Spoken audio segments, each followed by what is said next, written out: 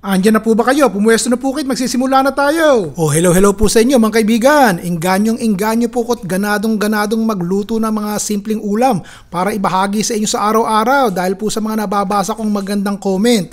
Hindi na raw po natatakot ang maraming bago sa kusina na mag-eksperimento ng mga murang rekado para po sa niluluto nilang ulam. Tulad po daw ng karaniwang nakikita nyo din sa ating tambayan sa Chef Ron Bilaro Cooking Channel.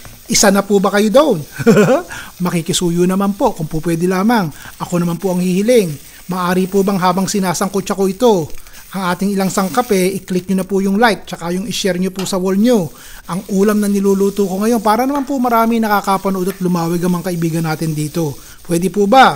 Kung nagawa nyo na po ngayon maraming salamat po at ituloy na po natin ang pagluluto. Pagkatapos po ng luya, sibuyas at bawang, kamatis naman po. Kung mura po kamatis sa palengke, damihan nyo na. 3 po itong ginamit ko. Lutuin nyo pong maigi yung kamatis. Takpan nyo muna. Hayaan po natin magkalerot-lerot. Kapag kagani rin na po itsura, tsaka nyo po lagyan ng sabaw. Damihan nyo po yung sabaw. Lagay po kayo ng konting seasoning powder kung gusto nyo. Lagay din po tayo ng konting pamintang durog.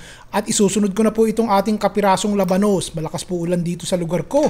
Hindi po makapunta sa palengke. Kaya kung ano po labasan ng ulam natin, pasensya na po kayo. Tapos patisan nyo na muna. Takpan po natin at hayaan nating maluto ng sandali yung labanos. Tapos po, lagyan na natin ng sinigang mix. At habang kumukulo po, ilalagay ko na po itong matigas na tangkay ng choy sum. Kasama po ang talong. Tikman nyo po muna bago natin takpan. Parang kulang po sa alat Aasinan ko po ng kaunti Pakuluin po sandali at nang maluto yung tangkay ng choy sum.